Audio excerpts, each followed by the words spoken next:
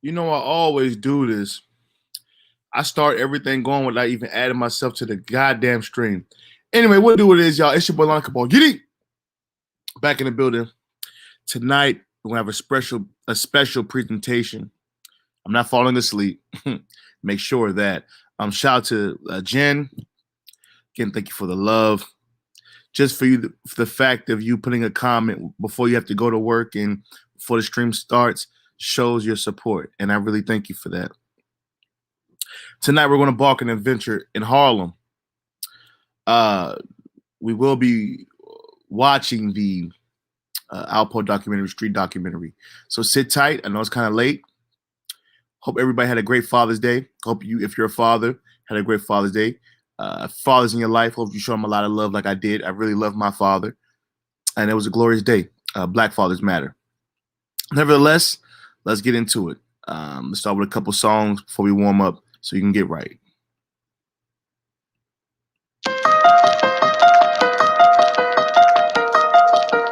Maybe I'm a criminal. Maybe I'm just like the world. Maybe I ain't good at all. Maybe cause the streets done stole my soul. I'm moving like a criminal. Maybe I ain't good for you. Maybe I ain't good at all. I'm hiking up this road, but it's so, so cold. I'm moving like a criminal. I can't get away.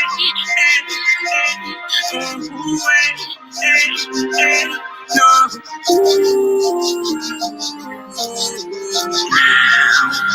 I can't wait. No way.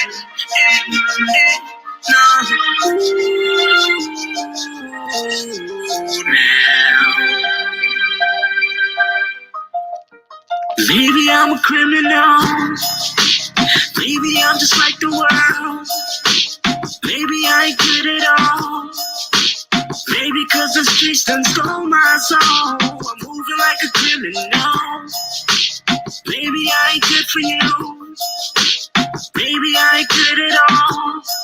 I'm hiking up this road, but it's so, so cold. I'm moving like a criminal. I can't get away.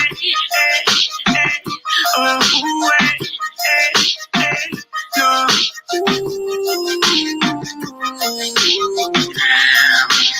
I can't wait. No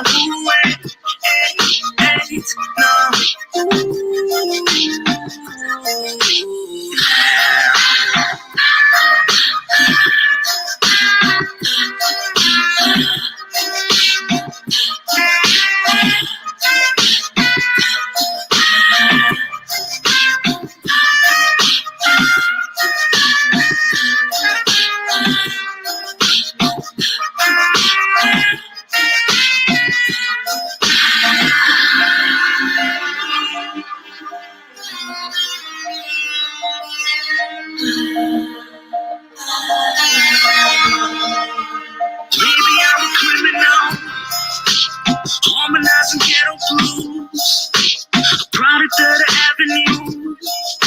These cops arresting me while I walk this road. I'm treated like a criminal. I can't get away. No.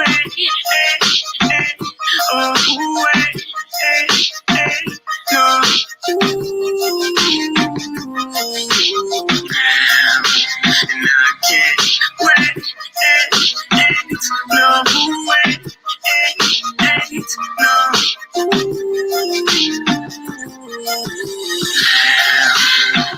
I'm a criminal. Label me a criminal. Label me a criminal. Maybe I'm a criminal. I'm just a criminal. Label me a criminal. Maybe I'm a criminal.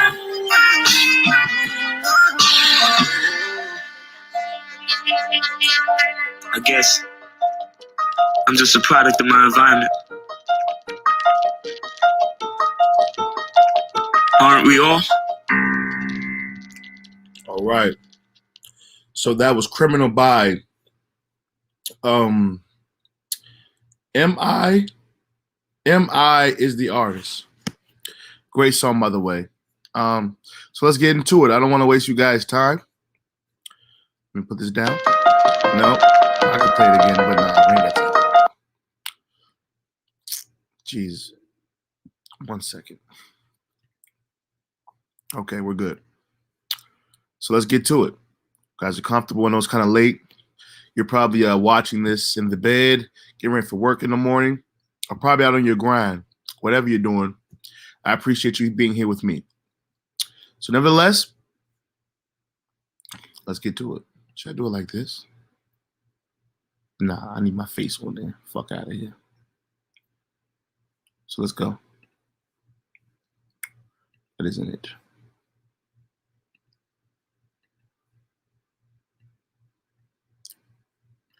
Again, salute to everybody that's in here and people that's going to catch the rebroadcast. Thank you for supporting Ka-bal TV. That Cash App is right there. You know how we give it up. Nevertheless, let's start the presentation. Make sure my mic is open. All right, mic's open. Start camera. Everything's ready to go. All right, let's do it.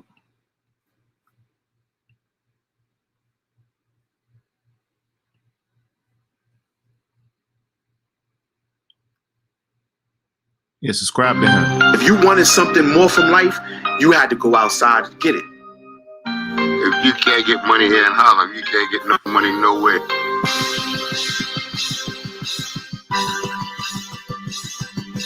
You heard of 3 the hard way? Well, this was the real 3 the hard way. Alpo, AZ, and Rich Boy. Salute, G'd up. I see you in the chat, my nigga. They was the mayor of Harlem, all 3 of them together. The small fry motherfuckers that was running errands, man, for the niggas back in the 70s, was bosses, man. It's like everybody here is Michael Jordan in comparison to using the NBA. Everybody's a superstar. The Harlem niggas was the most super flamboyant fly niggas on earth, man. Even the big dudes that was in Queens. I disagree. DC was up there too, which is why eventually New York niggas came to DC. But I digress. The big dudes that was in the Bronx, the big dudes that was in Brooklyn, they was all coming to Harlem. It was coke, it was dope, it was crack. Everything was selling. I don't think nobody in the city was moving coke and crack like what's going on in Harlem. We was the youngest niggas probably in history to ever do it the way we did it. Al wasn't the richest nigga in Harlem, but he was one of the most popular because of the shit that he was doing. Oh, well, people knew him as Alpo. I knew him as Negro. He was just like every other kid in the hood. Man, we was all trying to find something to take our mind off the fact that we was fucked up. Because everybody thought he was black, but he was just a dark-skinned Puerto Rican. I'm chewing. 1 second. That's some of the most ignorant shit I ever heard. Everybody thought he was black, but he was a dark-skinned Puerto Rican. So what the fuck are Puerto Ricans then? Tell me in the chat. What the fuck are Puerto Ricans? I have a problem with the Latina community, Afro-Latina community, trying to separate themselves from black people. Yet you want to say the word nigga. You are niggas.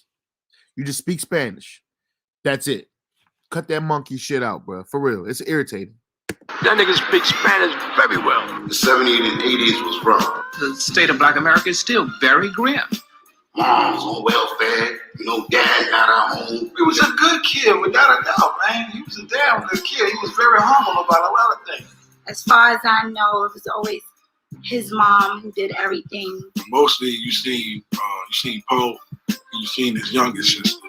If he had a problem with somebody, something like that, and his moms come down, his moms are like, be like, yo, that's my son. Don't touch him. She be on the front line. Poe just, for some reason, always stood out. Mother always had him into, she was always taking him like to camps. He was going away to fresh air fund. We all did that.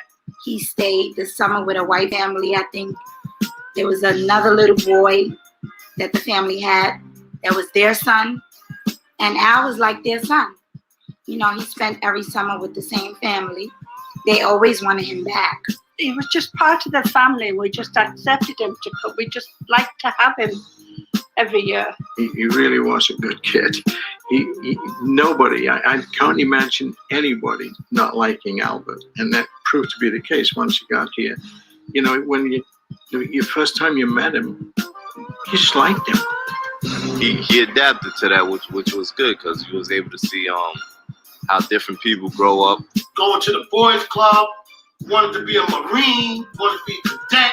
And they loved him over there. I mean, you can go to 3rd Avenue on 111th Street, and his pictures were everywhere. If you didn't have a strong structure, it's like you can easily lose it because you'll be outside, you don't learn how to try to make a buck. We have a community filled with drugs. And on the streets, we have young people who seem hopeless and are hopeless. They have no guidance by looking at the motherfucker that was working. The nigga that was working was struggling.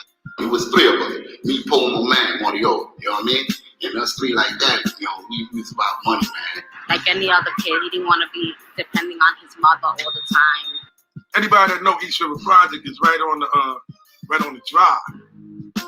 So we would take a garbage can, throw it on the FDR drive. And now to slow the traffic down, then we'll go to the back. When it congest, you know, niggas just walking alongside the barrier, till you see that white chick with that purse open, with that yak or that nice diamond chain or whatever, and we just yap it. Jump back over the wall and run through the project. But I guess that didn't work out for him. He got a phone call from his mother, I think, asking if he could come up here. When he came up the last time and we asked him what trouble he was in, eventually when he told us, he said he was a runner, you know. And, you know, I think he said that was carrying drugs or something from one place to another. I really remember when he was real young, and a certain OG around the way had him on the corner. Yeah, Alpo used to work for me back in the days and shit, you know? And he was out there hustling, and I was like, yo, what that nigga doing out? Why he always out there? He said, man, that nigga, you know, he's selling that shit. You know, Paul be the first one out, be cold as hell. So Paul was really trying to get that money. I seen he really want that money. You know, you got to be out there 6 in the morning to fuck with the heroin and shit. So Alpo was going to get a nigga at 5:30. We still be sleep. Paul come out and be early in the morning, and he have a knot to already because he done caught them fiends. You know what I mean? That nigga started popping. He was about 13. He was like one of the youngest cats out. He started real young. It was that very last time that he came, and he must have been only like 15 and a half, and he had the big chains on, the big gold chains. The kids around here noticed these things immediately and started asking questions. At this time and age, that might be normal, but I'm talking about back in 78. You understand? A 13, 14-year-old kid, you know, 79, that wasn't normal. He was very street smart, and he will observe everything. Nigga had the eye of the tiger, and he was hungry, man. Paul wasn't drinking, Paul wasn't smoking no weed, Paul didn't do nothing. You know, Paul was strictly about getting paper and putting that shit away. It's some shit like LeBron James got it. Michael Jordan had it. Paul had it. But my nigga Al met my man Shorty Love. And my man Love showed this nigga the way what this is. His game wasn't aggressive at all. When he got with Randy, the beast came out with him. When Alpo met Randy, somehow Randy installed an aggressiveness in him. And he just went ahead and did his damn thing. And he learned, like, listen, if you want to get in the game, you gotta be 110% sure, because the nigga would take you out and never underestimate them. Just look at the niggas. I mean, this documentary is for educational purposes only. Nobody's condoning nothing Alpo did. But look at the niggas that's talking. Don't he like he down bad? Now, granted, this is a older documentary. But even when this was filmed, look at this nigga. And look at the niggas that are saying, you know, glorifying, just like the Rayful Edmond one. If you didn't catch that during Juneteenth, we can watch that again another day. And Rayful Edmonds from Washington, D.C., but Alpo's from Harlem, who eventually came to D.C. But look at the niggas that's just, Alpo was this, Alpo was that. Now, this is no hate towards Alpo. I'm just showing you the demographic, you know, the community that he was in. Nevertheless, let's keep going. The man don't get nothing. My niggas and them was going on the grind and stick the motherfucking Dominicans up. And they had to send a nigga in there, like my nigga Poe, he knew Spanish. They didn't know he knew Spanish. So they was talking that he was on the side letting niggas know what to do. As soon as Poe get in the house, nigga tell you, no, he'll tell you, man, this is on the 7th floor. Just come up here and kick the door down. Watch out for this nigga. The gun is over there. The coke is over here. The keys over there. See, he buying it. Yo, listen, hold up, I gotta go to the car and get some more money. That's when niggas come in and stick everything up. The adrenaline that Poe got, that shit felt so good to anybody practically, but the adrenaline felt so good, man, it gave him a rush. Let's do it again. Let's do it again. Let's go up here and put pressure on these motherfucking niggas across town, and we get a bunch of keys and we just lock the whole area up. So they had the whole east side on lockdown, man. For real. They had the whole east side on lockdown. He was only 15 years old when he blew up, and it was like overnight. He was like Josie wearing the Outlaws. He had a posse. When them niggas rolled, they was no joke. Them niggas, if they went into your house and it was drama, them niggas even turned the fish tank over. They didn't leave no witnesses in that game. After he learned what that heart felt like and how ruthless he had to be to maintain his game and get them papers, he got there. It was a time when he would joke around, but when he was serious, That Puerto Rican will come out of him in a minute. The game was rough. So, Yo, these bitches, excuse my language, these women, that Puerto Rican will come out in a minute, man. Cut that monkey shit out, bruh. And it's a thing in New York. Hispanics in New York, I think it's a little better now, but they always have this tone when it comes to Black Americans, like they better than them when they're all living in the same project building. You just speak Spanish. That's the only difference, and you got straight hair. There's no difference between us, for real. Man, cut that monkey shit out. he just, he put his grind on. He had stick-up kids in check. He was checking stick-up niggas. He was telling niggas, listen, that's my spot, don't fuck with that. And they wasn't fucking with it.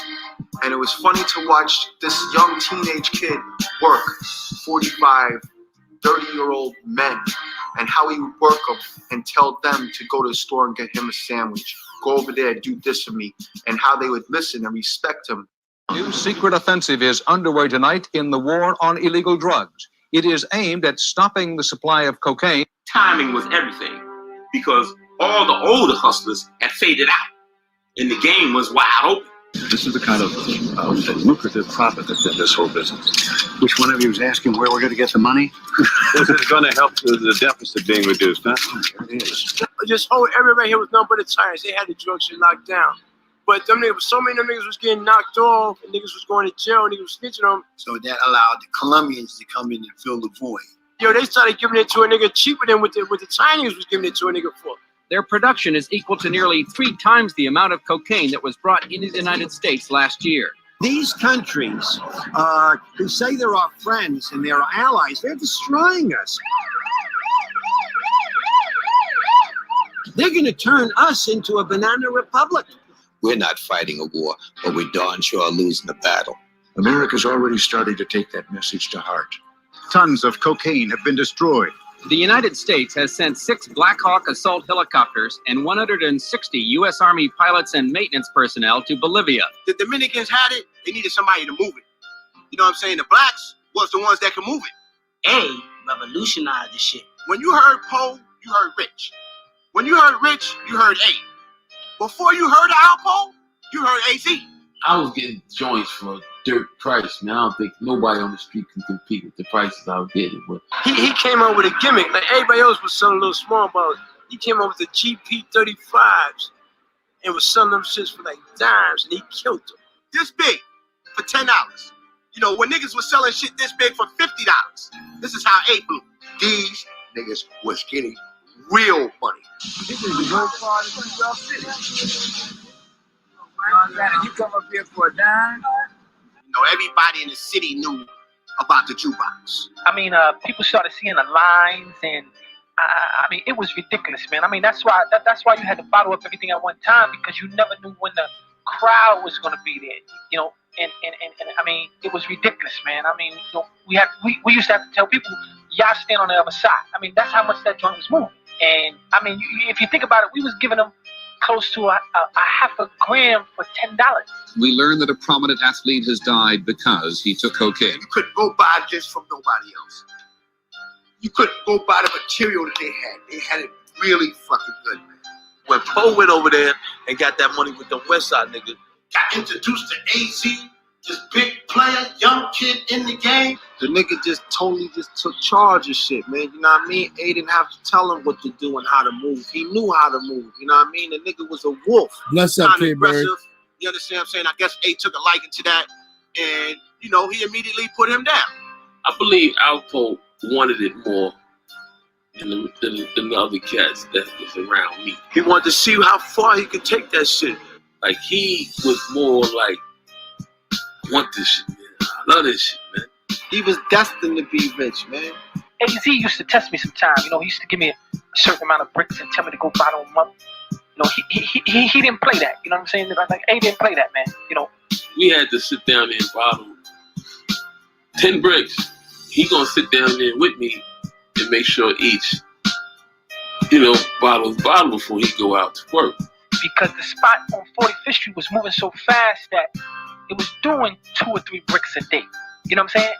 A took a liking to him because he was about his business. Say, for instance, Connect give me 100 bricks. And they say, okay, give me $1 million.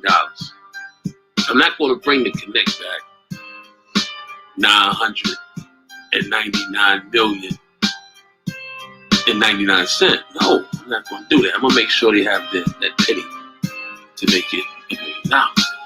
Even if a nigga fucked up my shit, whatever, that's not their business. That's my business. You understand? I take it out mine and say, here, boom. Why? Because as soon as they say, I say here, they say here. You understand? And then they be in a position like, and thought like, man, I don't want to lose this cat. This cat is loyal. And to me, loyalty brings forth royalty. AZ was a smart nigga, bro. AZ was smart as fuck, bro. Did you hear what he just said? AZ, of course, is Ace Boogie, and Paid in Full. That was the real Ace Boogie. But what he said was, when I do business with a plug, I'm not glorifying any drug shit. I don't play that shit here. Just talking about business.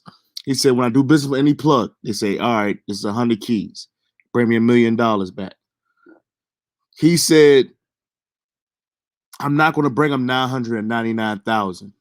I'm going to make sure they got that penny. Even if somebody fucked up my other shit, I'm going to make sure, because that has nothing to do with them. I'm going to make sure they have their money. Why? Because they're going to look at me as resourceful. They're going to look at me and say, yeah, that nigga on point. Well, not that nigga, but that person's on point. He about his business. I'm going to always do business with him. Don't let some of these gems in this documentary go over your head, is what I'm saying. You know, I seen the bigger picture. And he played fair, so there was no need to be petty, you know, because he wasn't petty with me. He had ideas, he had ambition, you know what I'm saying? Hold up, G'd up. What you say? You said when you have a line waiting for you, point blank, that doesn't mean you are a tough motherfucker. It means you're a cop or working with them. Well, let me tell you something, G'd up. So in the 80s, this is why I think Reagan and all them niggas was with it. Even in Washington, D.C., I heard stories. When these fiends or whoever's buying this work, some be fiends, some be other drug dealers, they will wrap these lines around the block. Now, wrapping them around the block, the police had to know what the fuck was going on because they would drive around these blocks. But at a certain point in time, you know, when Reagan was in office, drug dealing enhanced the economy. This era, this crack era, that's why crack came in, but this crack era of the 80s, 90s, whatever, funded the government. That's a deeper story. Ask Freeway Ricky Ross out of Cali. This crack epidemic funded the government. So cops would drive and patrol these neighborhoods and act like they didn't see shit. Then it was time to get rid of these drug dealing niggas. Like they use niggas. Let you get your money, whatever, da-da-da-da. All right, when it's time to bust them, when we're at the point where we're good, we don't need them no more, lock them up for life. A fucking setup. He had dreams and he wasn't letting nobody get in the way. No means necessary, nobody wasn't getting in the way of his plans. He never let A down in the streets when it was crunch time. When we was young and we was down the hill, we was getting paper, a whole lot of it. And there used to be dudes down there getting short paper. They wasn't really getting no real paper, but, you know, they didn't extort us or nothing like that, but they would wait for A to leave, and then they'll go stick the joint up. You know, A is the kind of person that's, you know, he don't want the problem. He called a semi-meeting with Stanley, his brother, and asked them did they want the spot.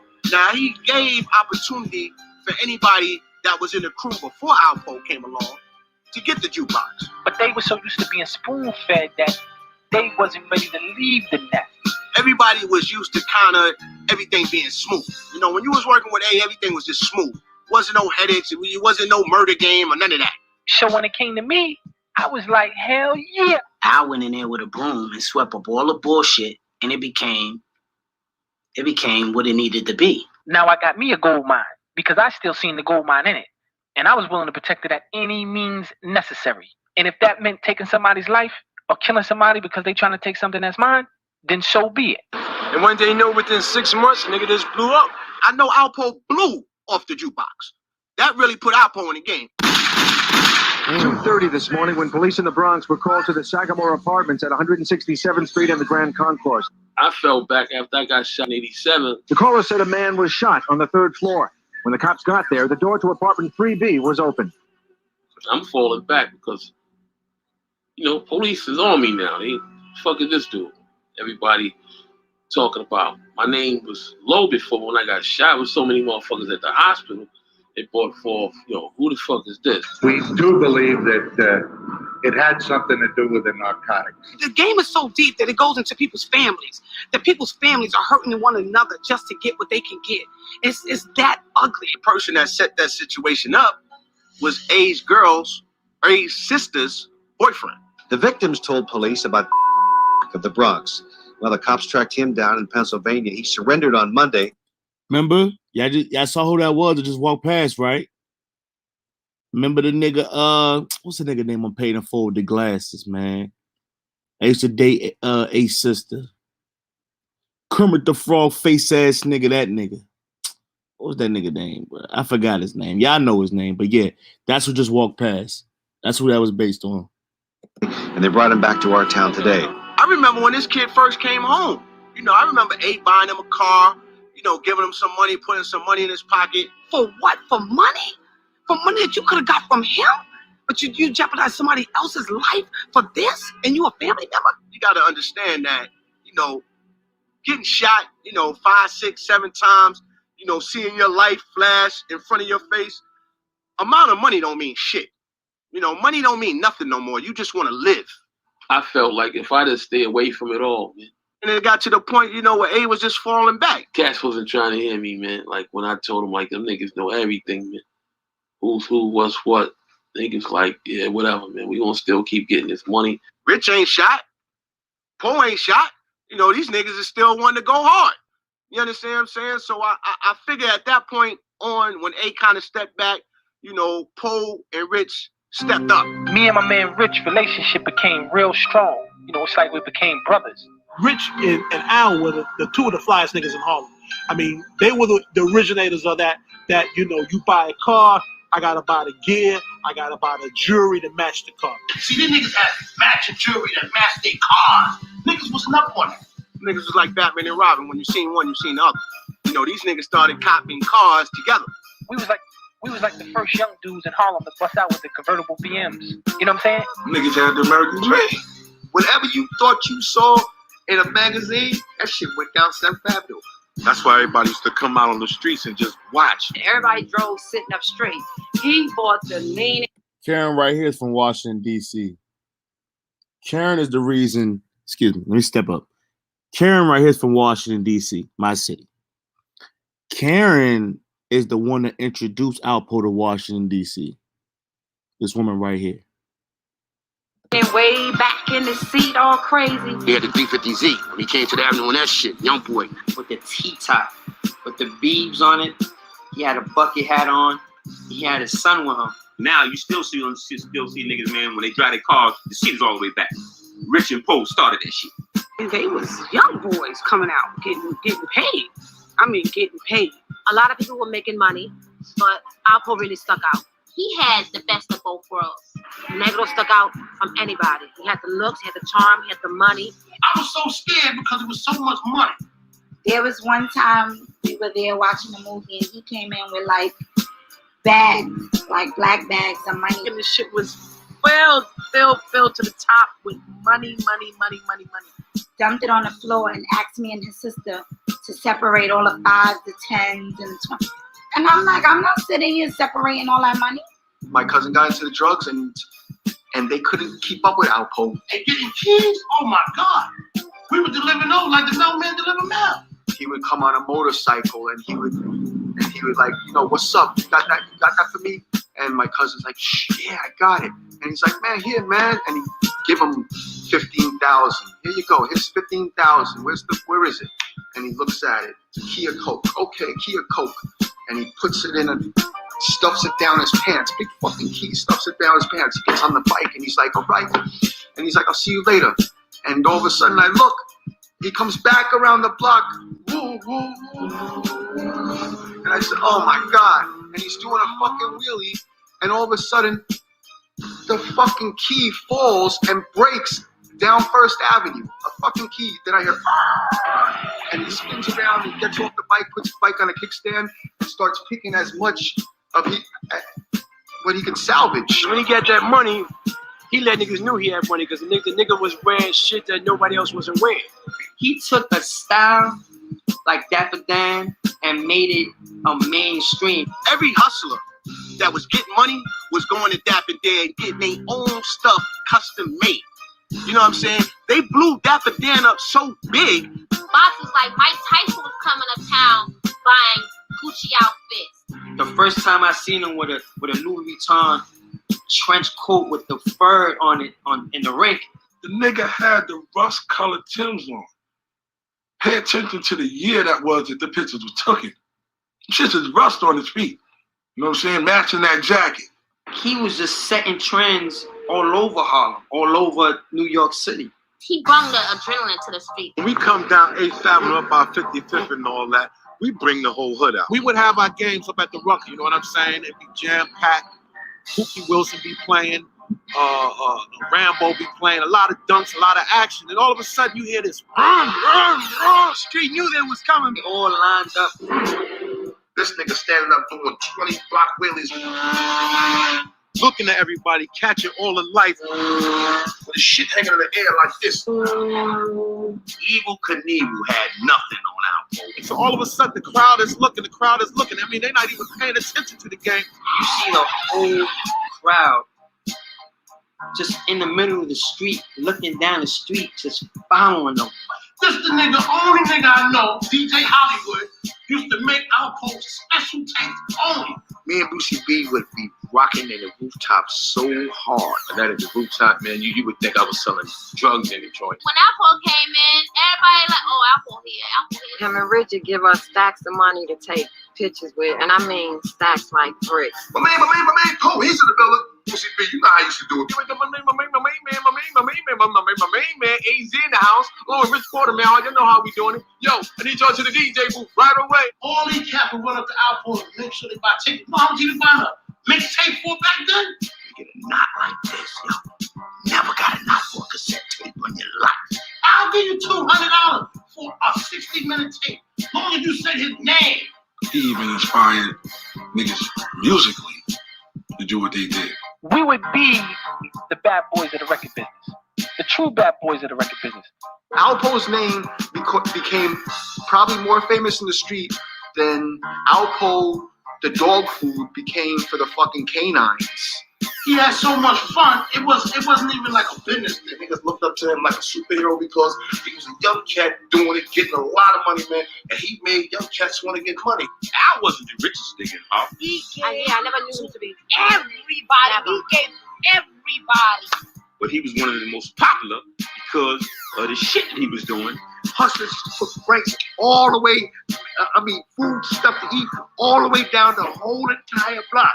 Niggas was standing on line. Bus ride, they give it. Every year, every block had a bus ride. Whoever want to go can go. Money was nothing to them. Everything motherfucking free, going down Virginia Beach. And when we went to Virginia Beach, when I met him, you see him walking through with his crew members, everybody. He having fun, snapping at everybody. It'd be a crowd of people. He might rush through the crowd and be like, watch out, she got a gun, and start trampling motherfuckers. He just had that about him, that charismatic shit. Everybody just wanted to be around him. You seen Alpo, he got that Kool-Aid smile. Once he smiled, it's like his whole shit gets... See? And they hate the smiling niggas. I'm not equating myself to this nigga at all. I'm just saying, I'm a nigga that smiles a lot. It's always the smiling niggas that niggas hate. I digress. Chinese on your ass. Well, I didn't know about guys in New York, but I knew I met the right group of guys. He was one of the first cats to come through, man, in a beach buggy. You know, with some big wheels and systems and all that, and it really kind of like blew everybody's mind. Everybody stops and you can just hear the whispers going, that's Al. Yo, that's Al. Money wasn't the issue with them. I told you, they were throwing this stuff around like it was toys and stuff, and you know, in the hotel room. Well, he would bring like at least six different girls that's coming to New York to meet people. When I went back to New York and I got with him, it really was like whatever K want. If you was a young girl that was dating one of those young guys, you was this shit. And he continuously would say that. It's all right to be spoiled. It's all right to want your man to spoil you. So keep in mind, none of these bitches wanted niggas that work 9 to 5s. They would curve you if you worked at UPS. Working at UPS was a joke back in them days. Keep that in mind. The hard-working blue-collar brother, these women didn't want you.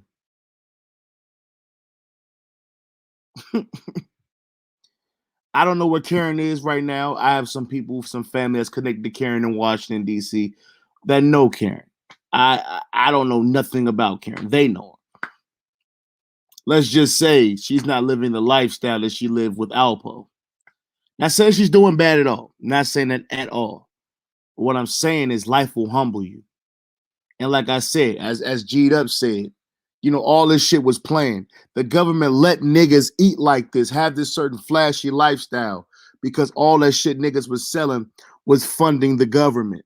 And when the government had enough of what they wanted and what they needed, they locked these niggas up and made these niggas kill each other and made these niggas snitch on each other. That's a fact. you know, I'm loving this. If you had a girl and you liked her, she was getting a new BMW. I want a new car. Got it. I want to move. Where? You know what I'm saying? I need some money. Here, take what you want. If it wasn't the jewelry, it was the trips they were taking. It was the girls driving around in the cars, the mink coats, the diamonds, and all that. We went up New York on the 4th of July. The motherfucker did some real John Gotti shit. He'd say, I want to get some fireworks for the kids for 105th. And he would go to the Italians on Pleasant Avenue. And the Italians were really shady about him, like, you know, who is this guy? So they were like, what do you need? We'll bring it out to you. And he's like, really, I want to see what you got. And he's like, well, how much money do you want to spend? Actually, I want to see what you got. The Italians come fuck with him. How the Italians be doing all that fireworks and shit, they come fuck with him. He spent about 20,000, a van full of fireworks. He said, I want it all. I'm taking the whole room. How much? And they added it all up, and I think it came to maybe 15,000, 20,000. He's like, okay, here. And give him the 20,000. And they would just look because they were like trying to be mafioso, and fucking this black John Gotti just came in and just bought the whole fucking place from him. They outlined the whole basketball court. It was about 25 of us. It took that many people like every fireworks. 4th of July, you brought the whole party, did the Michael Jackson, man. It used to be pitch, it used to be dark outside. He'll light this whole shit up like it was daytime. Everybody waiting on Alpo to ask Alpo for some money. Like, yo, wait till he start doing this fire, we gonna ask this nigga for money. And he blew up a whole bag of shit where there's a cloud of smoke.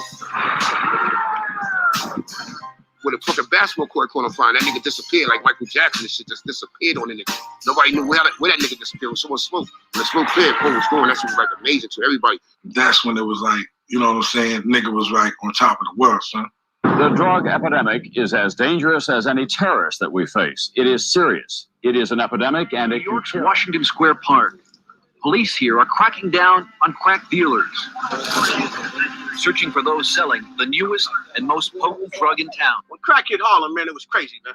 I mean, everybody and their mother was smoking.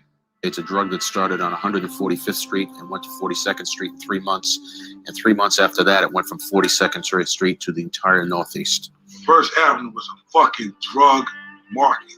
Every building in the project had a different color tile. When the crack epidemic hit, you understand? The small fry motherfuckers that was running errands, man, for them niggas back in the 70s was bosses, man. When you look to your left, there was another 18-year-old doing something. You look to your right, there was somebody else doing it. You look behind you, it's like it was just the norm. So you didn't feel like you was doing anything wrong. Like, you know, nobody could have said to you, yo, man, young boy, slow down, so on and so forth, because he would have had to tell everybody that was, you know, in his eyesight to do the same thing. Heroin didn't do nothing compared to a crack. We're talking about the drug that is responsible for the largest single dollar value in the United States. Cocaine in general, and crack in New York has become the preferred form of cocaine. You seen some of the baddest bitches in the world becoming crackheads. I mean, chicks that you wanted to probably make your wife that was looking so fucking fine was looking like shit in a matter of months, just shriveled up, gone. It's an amazing phenomenon to see what's happened. 3 months ago, you could only buy crack in 2 or 3 areas in the city. Today, in 90 days, you can buy it in almost any neighborhood in the city. Everything is shrinking. The fraction of how much money you're making, everything is going down with each change of the drug. Well, we all understand what that means. That means that the supply is going up, up, and up. And so the price per kilo is going down, down, and down. Heroin took people a fraction down. Cocaine took fractions a little further down. Crack took fractions of people and made them absolutely nothing. I mean, guys that was really on and popping became nothing behind crack. I used to be on the avenue late night, so I remember Al, it was a BM, it was a Jeep, they pulled up on the avenue. And then I'm standing out there, you know, I'm all fucked up on that shit. And, you know, back in the days, you know, people just hit me. And I was younger, I was like 5 years younger than me. So I'm gonna say Alpo, so I'm saying that day, Alpo came out there one day with all those rich niggas, you know, I don't know where them niggas was from. But they all got out the car and said, Alpo came to me and said, yo, do you believe I used to work, used to be hustling out here for this nigga? Now look at this nigga.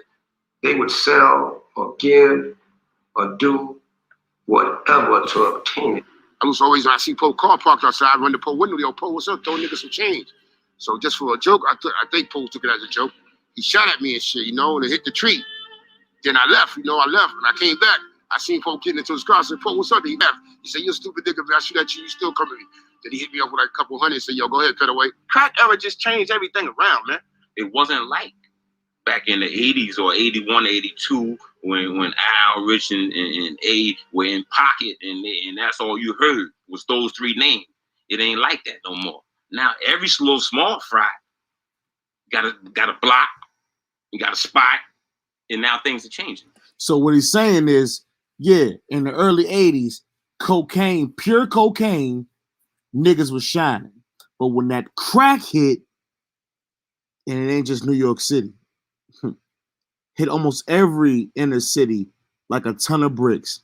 Now every nigga is up. It ain't just 1, 2, 3 niggas getting money. Every nigga that can get their hands on some crack got power. That's dangerous. Down the block, like on First Avenue, was like the coke and the dope. Every 10, 20 steps, it was like when the cops blitzed, they didn't know who to go after. Get back inside.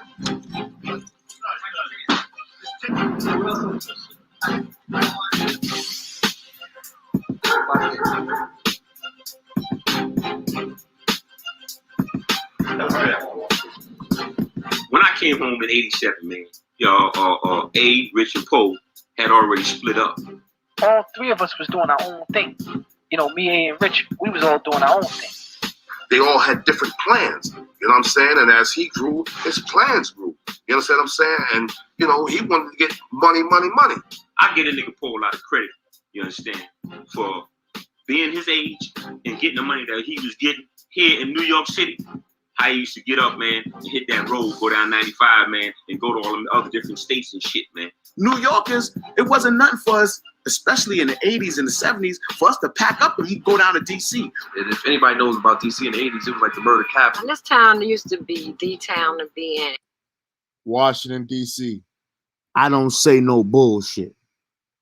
In the 80s was the murder capital. Before Compton, this ain't nothing to brag about. Before Compton and the gangbanging shit really got stupid, Washington, D.C. was the murder capital, unfortunately.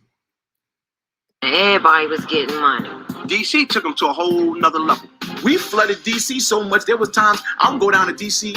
and I would see more New York dudes on the block than I would see D.C. He's gassing that. And that's what a lot of New Yorkers do sometimes. They gas shit. What he's not telling you is all these New Yorkers that came to Washington, D.C. were murdered. That's a fact. I'm just giving you the real spill because some people like to make shit holier than thou. Some niggas like to make shit better because they come from a certain city. Like he just tried to say, more New York dudes was outside on the block than DC. From the stories that I've scraped up, not just from my people that was out there, but from other people in Washington, D.C., and from New Yorkers. New Yorkers were dying at a high rate in Washington, D.C., unfortunately. So those New Yorkers that you talking about that was out there, just like and when DC got too dangerous, they would go to Baltimore. Now Baltimore compared to DC, unfortunately, Baltimore is not as swift as DC. Unfortunately, you know what I'm saying. But a lot of New Yorkers started getting murdered out there, and eventually a lot of them went back home. That's the reality. Dudes on the block. No, he kept coming back, man, like larger than life. He came from the jump for me because I asked him come. I didn't want to go back up there, so I told him come down here. So now 45th Street starting to become a headache to me. So I'm starting to say to myself, you know what? I'm gonna leave this thing alone. It's too many problems. So in the process of doing that, the girl Karen invites me down to DC. So I go on down there, I get my jewelry together in my car, and I go down there by myself. So when I'm down there, I'm getting to know everybody in DC. All the niggas from out of town was feeling them also. He was a happy-go-lucky person, you know, just smiling, hug me, talk to me like he'd been knowing me for years, you know. And right off the bat, he called me mom. I would go to work. He would wait at my house all day. He was tired of sitting around in here, you know, waiting for Karen to come from work. Then he started going out on his own. And he learned DC better than I knew DC. He would like to go out with my sister and her friends. He would hang with me and Wendy in the clubs. We would take him to the go-go's. The nigga smile is what captured everybody. And he embracing all these DC niggas. You know, he hit these niggas off with a lot of cake. You know, buying niggas cars. They going out to Eddie Lennox, going shopping and all that.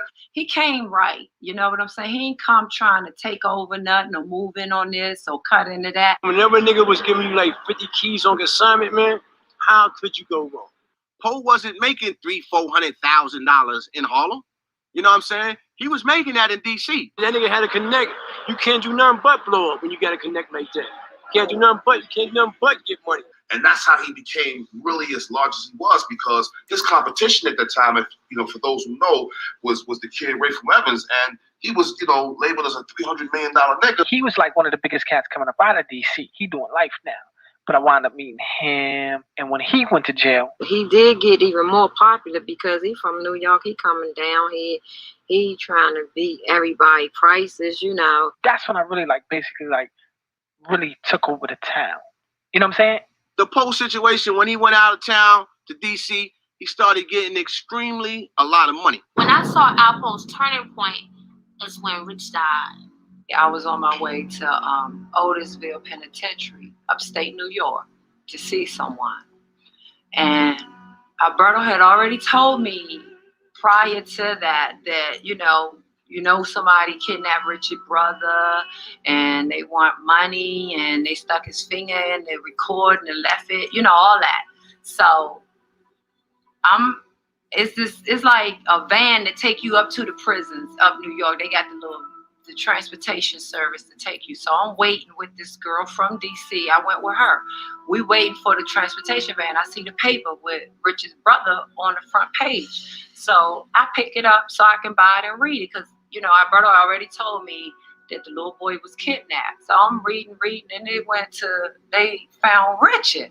So right then and there, you know, that was my friend too. I got like emotional, you know, because he told me Richard's brother, but Richard wasn't dead at this point. So I'm reading the paper, and that's a hell of a way to find out. And she called me and told me that she had saw it in the paper about Richard and his brother that got killed. And I was like, well, you know, and I was scared and I was shocked. And I, you know, scared because she was up there in New York where all these things was happening, you know. And so, you know, I think I told her to come on home or something. So Alberto happened to call me right after I talked to Karen, and I told him that I had just talked to her and what she had saw in the paper about Richard, you know. And he was like, whoa, when? And I said, I just talked to her. And she was saying that she had the paper. He said, oh my God. He said, call Karen and tell her to come home. Get from up there down. She don't need to be up there. Too much crazy stuff going on. So I was like, okay. He said, damn. He said, you sure? And I was like, sure, I'm sure. She just called me and told me. He said, oh my God. He said, well, tell her, call her back and tell her I said to come on home. Get from up there now. And she said, I told Alberto what you told me. So she was like, and he left this number. He said, call soon as you get, back to this lady's house, call. So I called and he was like, bring the paper that you saw that in. It was like, he didn't know, so I'm like, hold up. And he was like, you don't need to be up there. Stay right there. I'm going to call number 10. I'm like, who the hell is number 10? I'm going to call number 10 or something to come and get you, to bring y'all home. You don't need to be up there right now. So I get to my mother's and he meet me there. He read the paper. He had me fooled. He reading it and drops his head like he upset, and I'm like, just watching, like, I'm getting all teary-eyed and stuff like, damn, they killed Richard. I can't believe this. He went through the whole night. Man, that nigga Alpo so sick. Such a psychopath. I mean, the nigga was so sick that he acted like he didn't even know Rich, of course, like a lot of niggas. He didn't even know Rich was gone. But he had everybody fooled. He dropped his head. Come on home, it's dangerous up there. What's going on? Da-da-da-da. Whole time he killed Rich. Or at least had Rich murdered. That's some deep shit, man. That takes a different caliber of nigga to pull. This ain't no fucking movie. This is real life. It takes a different caliber of nigga to do something like that, bro. 9 yards, like, he ain't know nothing about it and all. He was like, he lost his best friend. Alpo walked in the restaurant with this gun. I'm like, wow, I ain't seen this dude in a minute. He sits down. We acknowledge each other. We go outside like men. Like, yo, first thing he said, yo, hey man, why everybody think I did that to Rich? There was times where I saw him after that happened to my brother and he couldn't even look at me. Why Pat and her mom going around saying I did this to Rich? I'm like, yo, fam, man, they not the only ones saying that shit. There's a lot of people feeling that way. He said, yo, if you think if I was to give them $50,000 a piece, man, they let it go. I said, yo, fam, look, man. We shook hands.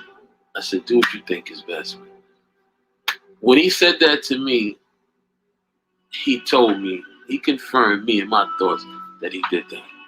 Now I know it probably was just his guilt, but at that time, my mother said from day one through the door, Alpo killed my son. But I know the thing is, did I kill Rich?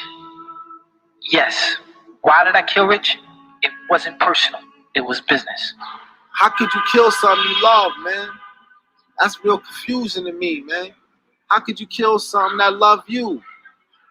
Like I said to you before about the coke, Rich was lying to me about something that I felt he had no reason to lie to me about. And in my mind, it told me that if he could let this little bit of money come between what I thought was a beautiful relationship, friendship, then no telling what he would sell me down the line for. But on some real shit, man, you shouldn't have did that to Rich, man. Shouldn't have did it, man. I don't give a fuck, man. I gave him the opportunity to tell me the truth, not once, but twice. So when I came with the plan with my little man, and I said if he lied to me, then we just gonna do what I say. That's what happened. You could have did anything, man. It could have been forgotten, man. Forgiven, man. Damn, man. Not that, though. Shit, man. I don't want to keep repeating myself, but I will say that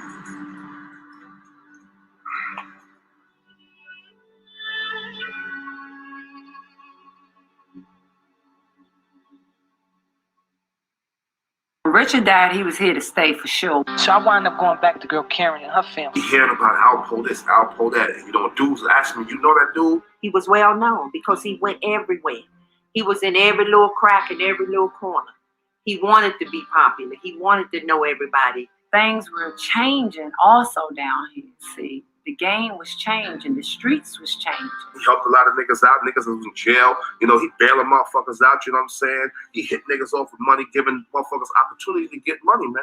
You go out here with anybody. He hanging with anybody. He was around a whole bunch of grimy niggas. There's another element to this game, and it's called the wolf. It's called the stick-up kid. It's called the snatch kid. You can't trust everybody. They don't know you. You ain't from here. You get money. Be careful. And you have to be aware that these niggas exist, man. This is a reality. This is a reality. You can't deny it, and you can't get away from it. And it's all a part of the game. This is a package deal.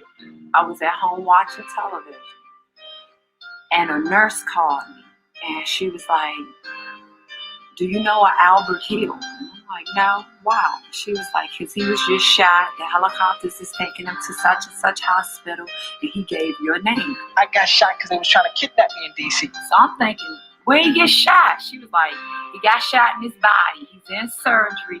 They didn't even know if he was going to make it. They couldn't tell us that. Only thing that saves me this day is as I'm talking to this dude, he looks over my shoulder. And as he looks over my shoulder, I follow his eyes. And as I follow his eyes, I see about 4 dudes coming to grab me. Next thing you know, I start running.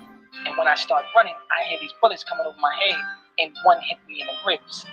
He made it out of surgery, and they had him in the recovery room. Looking in his eyes, like he was, like he hope he don't die. They had all this stuff hooked up to him, and the machine was breathing for him. Seeing him like that, I just try to keep talking to hold back tears because I just wanted to cry, I felt like, damn, he met her. He down here on the strength for her. Now he done got out here. We didn't introduce them to all these people. I hope he don't die, but he pulled through. But I was nervous for him. I could see it changed. And he had no choice but to change. You down here, niggas shooting you, trying to rob you now. It's like, to me, he knew I got to step my game up, because they like, if they can do it and get away with it, his attitude was like, everybody gonna start trying to come at him then.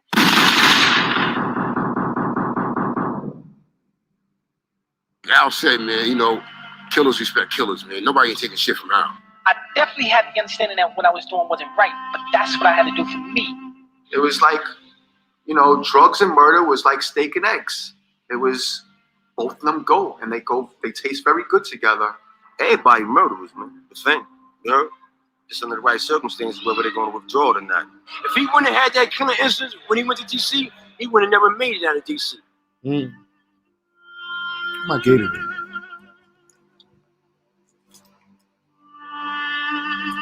Alpo brought in his partner, which was Wayne Perry. This kid had D.C. in fear. This kid just didn't care. He was murdering everything that was moving. When Poe hooked up with Wayne, that was the best thing that happened to Poe. The average dude getting money down here would have loved to have Wayne on their team. And he had Wayne on his team. Alberta was characterized as the kingpin of the organization, and Mr. Perry was characterized as the enforcer. Poe had the money and the coke. Wayne had the power. These his new friends. If you're going to get something from Alpo, you best to pay it back. Because if not, Wayne is going to handle it. Ain't no freebies, ain't all that nice shit stopping. Wayne's MO was more so than, fuck that nigga, let's get rid of him. If you wasn't on their team, then watch out. Because if you had something they wanted, they was coming to get it.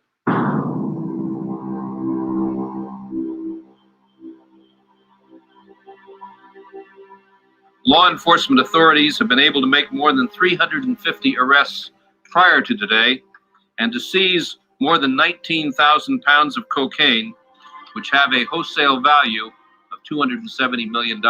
Jesus. When I first got the information from the prosecutor, and I'm listening to what the prosecutors and the FBI agents are telling me, and they're telling me about all these murders. They're talking to me about all the money he's been making. They're talking to me about all of the wheat that's been brought from New York and from other places down to the District of Columbia. And they're showing me the proof that they have and the surveillance and the witnesses' statements. And I'm sitting there and trying to take it all in. I was putting together an indictment charging Alpo with potential death penalty cases.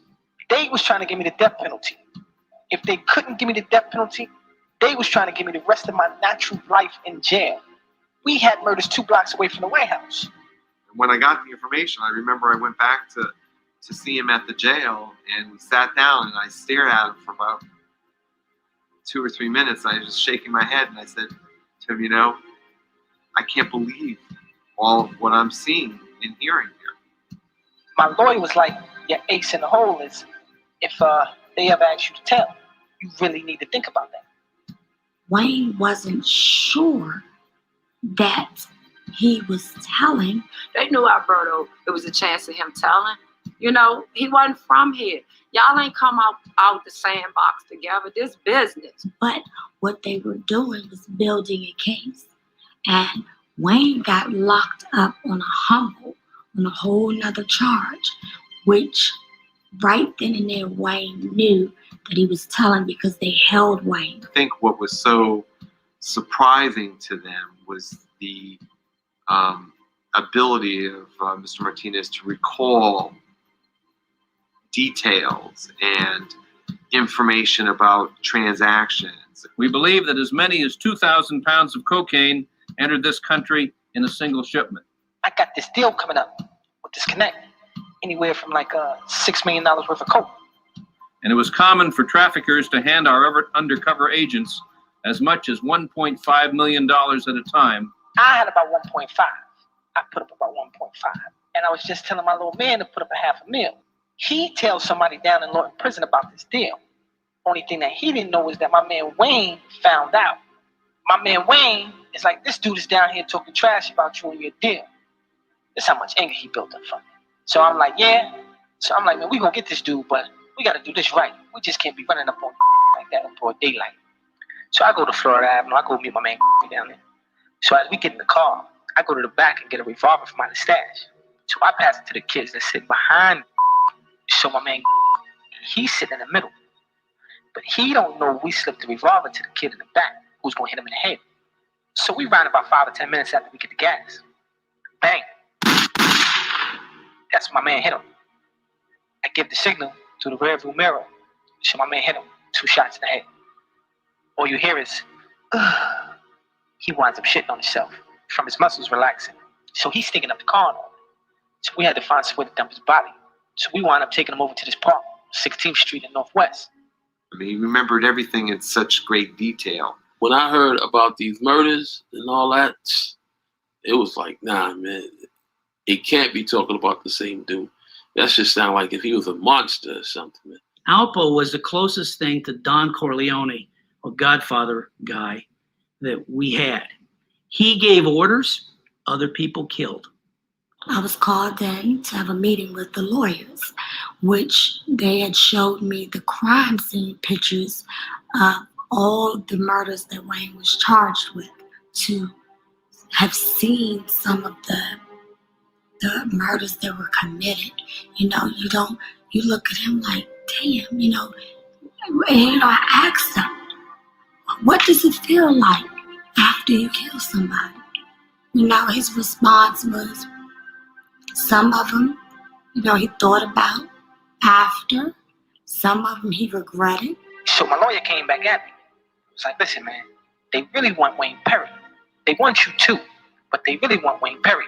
And if you got anything good on him, they're willing to make a deal with you. Alpo was a smart businessman. He looked at his odds at tangling with the feds and realized that he had more information that he thought he could trade to get him out of this predicament. I remember that the first meeting that we had with the agents, where he had to sit across the same agents who were prosecuting him, arresting him, and investigating him for so long. And now he was like working with them. Alpo brought to the table that kind of businessman callousness. And so when he's doing a dope deal or deciding whether to kill somebody or not, it was business. That's what drove him. He rarely ever acted out of personal anger, animosity. He made this business decisions. When it came to dealing with us, it was the same. He'd already made a decision. Look, let's do a deal. And it's like he's using his own terms. It's like, let's negotiate a contract. He thought he was like an NBA player. And here we are sitting down. He wants to play basketball. It's just a matter of negotiating terms of the contract. Poe was so slick that he outsmarted them. He just beat them to the chase. He knew that any moment they knew where his money was or whatever, that they didn't need him no more, he would be disposed of too. he orchestrated the police to come and buy the murder weapons that was involved in his murder. Now, one of the guys that was involved had the weapons. So Poe was corresponding with him from prison, and nobody knew, especially Wayne, that he was setting them up. He was able to provide enough information to put Mr. Perry at the place of the murder, and also to provide the motive for Mr. Perry to commit the murders. We had very powerful forensic evidence in Alpo's case, so that time after time after time, he would say something happened, the murder happened this way. We had very powerful forensic evidence to document. We had DNA, we had blood analysis, we had ballistics. All of these weapons had everybody's fingerprints on it. So with those weapons, they had confiscated the MPV van from in front of my house. I mean, we were tearing up carpet in a van and finding pools of blood underneath the carpet in the van, subjected to DNA testing, and it was matched to the victim in multiple instances. And then they had the key witness, which was Alpo. So that was a done deal. Then Wayne was fucked all the way around. Okay, that was the one murder that carried the death penalty. I'm personally opposed to the death penalty, as I've told the president, but I probably asked for it. The death penalty was originally for Poe. When the government came at me, they was trying to give me the death penalty. We got you for this murder. We got you for that murder. This is capital punishment right here. You done. I will ask for it, as I have consistently, and I will advocate for it as the law of the land in particular situations if we can secure such penalties. She made the decision that we could negotiate the deal with Alpo, take the death penalty off the table. Wayne told me that this nigga is trying to get these racist motherfuckers to inject me with a needle and kill me. Once you've taken the position I've taken, you got to tell it all. Even if the judge wants to give them the most lenient sentence possible, the judge can't get below those mandatory minimum sentences unless, with one exception, unless they snitch. Then it's like a magic key to the jail. You're facing 7 life counts in DC and a consecutive life count in Virginia, plus firearm counts running consecutive. So if you lie to us even one time, the deal's off. Poe let the system rape him and turn him into something that he wasn't. He was a hell of a good dude, you know what I'm saying? But he let the federal government rape him. There is no other option when you play as hard as he played. Give or take, if it was Wayne that they caught first, Poe probably would still be out on the streets, because Wayne is a true man to the game. He went out like a soldier. If you in the street, man, you know that's a no-no, man. There's no ifs, ands, or buts about it. There's no getting around it, man. A snitch is a snitch, man. You understand? And if you're still in the game, you don't have any other choice. You have to turn your back on it. And he understands that. more than anybody. Once the decision to cooperate was made, there was no turning back.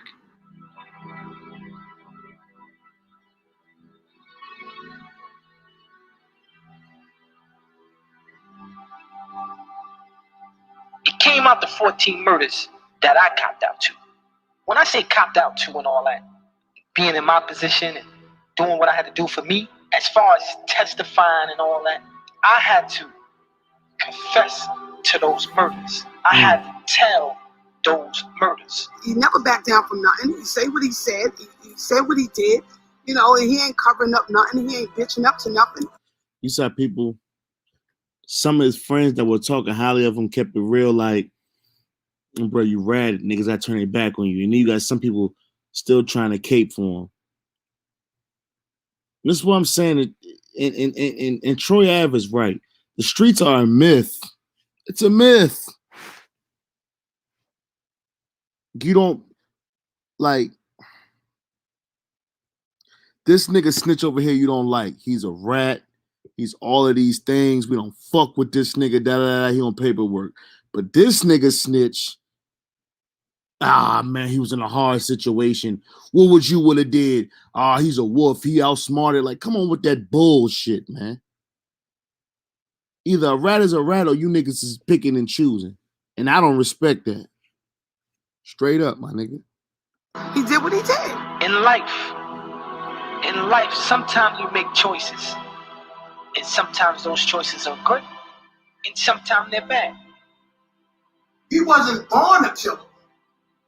But when you're running with killers, you begin to be a killer.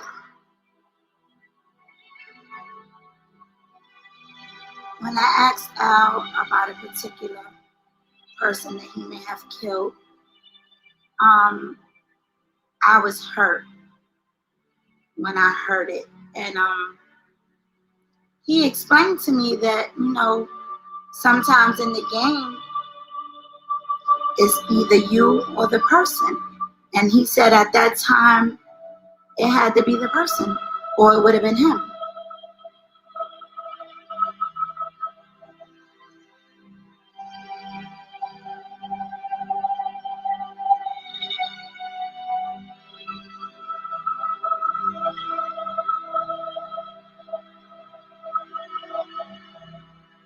We received a letter from him. The boys wanted to read it, and we showed it to Adam. First of all, it said, you know, where he was, that he was in jail and how long he was in for and what he'd been up to get there, and that he was very sad and he wished he'd done differently, and that he had good memories of everything that we, you know, that he'd done with us. The whole 16th Street family and everyone, I wish them a Merry Christmas and a Happy New Year. Yeah, I know, look at me. Got these damn animals on my head. This is what I don't been reduced to. For Christmas. Yeah. I'm trying to keep the holiday spirit, you know? 11 years. Trying to keep it going instead of being a bar humbug.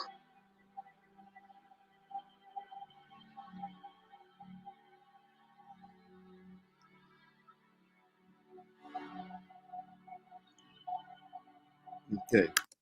So I will give it to Alpo, man. Even during all of that, you know, even during all of that BS, he still was smiling and keeping his shit going, man. That's a different breed of guy. Again, that was the Alpo story. Some of you who aren't familiar with Alpo, aka Rico from Paid in Full, that was the real guy. That was not to glorify anything. That was more of a reality for the people who don't really know. You know, YouTube is a big place. A lot of people don't know these things. So that was just more of a infomercial, you know. Hey, watch with me. Hey, watch with me. Would you rather? But anyway, it's pretty late. I got things to do in the morning. Why You Mad podcast, new episode dropping tomorrow. We're going live at 8 o'clock. Get your mind right. We're going to have another banger. Somebody else just went live. We're gonna have another banger, another great show for you guys. Also, I didn't upload the band. I'll do it tomorrow. Me and Maine the Milk Band, 1 chip challenge. If we don't do it tomorrow, it will be done by Tuesday. That's gonna be very interesting. We're going live and we're doing that live. I've never had this chip. I do eat spicy food, but I heard this one chip was hot as hell. Like past it. And me and Maine have a bet. Whoever grabs the milk first, whoever quits. Why, isn't it ironic? Maine the Milkman, we're gonna use milk for this challenge. But anyway, whoever gives up first has to pay the other person $60. So that's gonna be interesting. We're gonna be answering questions. We're gonna have people in the chat having conversations. We're gonna be lit, man. It's gonna be live. So be on the lookout for that. We have a lot of good things planned this week. Again, you guys enjoy your night or morning or whatever you're enjoying. Thank you for tuning in. To people catching my broadcast, thank you as well. LonnyKabal signing out. Yiddy!